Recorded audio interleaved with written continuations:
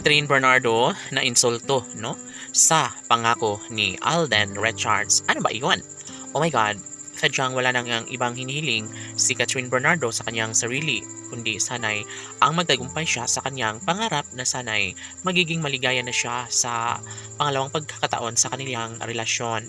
Bagamat hindi natututukan no, ni Catherine ang lahat, ay tila nangangamba ang dalaga dahil nga baka may ibang minamahal ang gwapong aktor na si Alden Richards. OMG. Sa mga pagkakataong ito, dapat lamang na magkaroon sila ng habang buhay na pagmamahalan. Yes, si Alden Richards ay para lamang kay Catherine Bernardo at ito lamang ang pinaka-the best sa lahat. Sana'y kanilang mapagtagumpayan, mabigyang katuparan ng lahat dahil kung tutuusin ay ito na ang isa sa pinaka-pangarap at pinaka-nagbibigay kaligayahan sa taong bayan.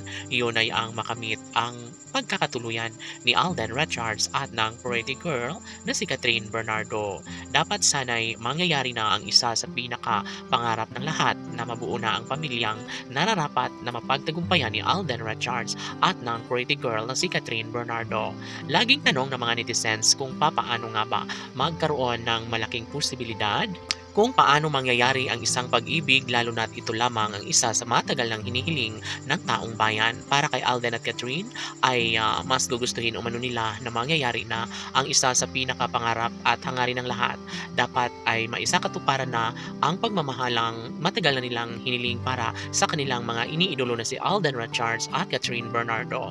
Oh my God, mananatili sa buhay ni Alden si Catherine at ito lamang ang isa sa pinakapangarap ni Alden na sana'y wag sumuko si Catherine Bernardo dahil ang totoo mga kaibigan ko ay talaga nga namang susuportahan at patuloy na mamahalin ni Alden Richards ang pretty girl na si Catherine Bernardo. Kaya sana'y wag bumitaw ang dalaga dahil kung tutuusin ay sayang na sayang lamang ang lahat, lalong-lalo na kapag sasayangin lamang ang mainit na pagmamahal ni Alden Richards dahil paano na lang kapag mangyayari nga na tuluyang kalimutan ni Catherine si Alden Richards. Oh my God, ito ang nakakakaba at ito ang ayaw na mangyayari sa taong bayan na magkawalay ng tuluyan si Alden Richards at ng pretty girl na si Catherine Bernardo. Well, sa mga pagkakataong ito, umaasa ang taong bayan dahil nga sobrang nagkaroon ng malaking pag-asa na maging makatotohanan nga ang lahat sa pagkakatuluyan ni Alden at Catherine. Ito ang matagal lang pangarap at inihiling ng taong bayan para sa dalaga at binata.